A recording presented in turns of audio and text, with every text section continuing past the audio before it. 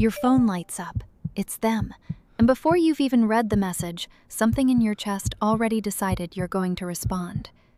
You told yourself you were done. You meant it.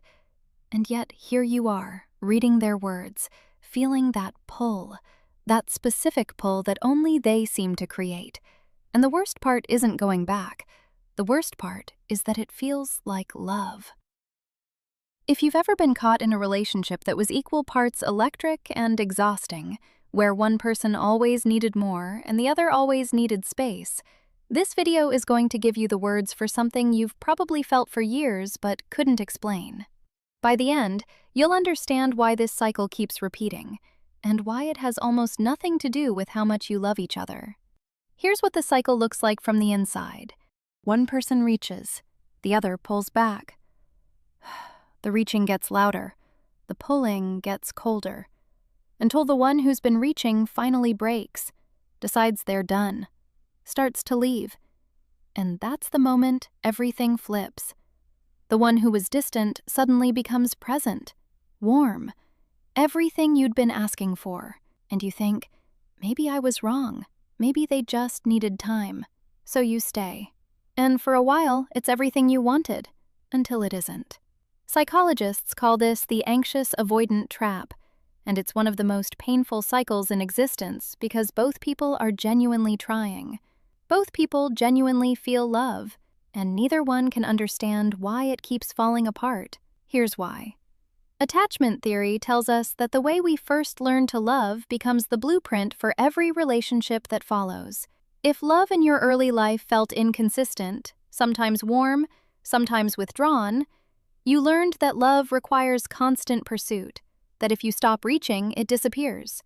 So you reach, and reach, and reach, because somewhere inside you, anxiety is just what love feels like. And if closeness in your early life felt suffocating, or unsafe, or like something always came with a cost, you learned to protect yourself by creating distance, not because you don't care, but because somewhere inside you, love has always felt like a threat disguised as something beautiful. Neither person chose this. Both people are running a pattern written before they were old enough to question it. Here's what's actually been going on. The anxious person isn't too much. The avoidant person isn't cold. They found each other because something in each of them recognized the other's wound. Familiar pain feels like home. And home, no matter how painful, is where we return. That's why you went back.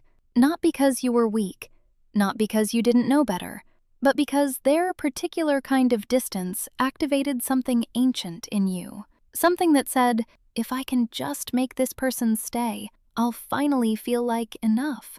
The cycle was never about the relationship. It was always about the wound underneath it. And the moment you understand that, you stop blaming them. You stop blaming yourself. And you finally see the cycle for what it always was. Two people doing the only thing they ever learned to do with the people they love. Which part of this felt most familiar? Drop it in the comments. I read every single one. Thank you for spending a few minutes of your day with me. I know your time is valuable, and I really appreciate you being here. If this video helped you understand something about yourself or your relationships a little better, I'd love for you to subscribe. And if you think it might help someone else too, leaving a like really does make a difference. I'll see you in the next one.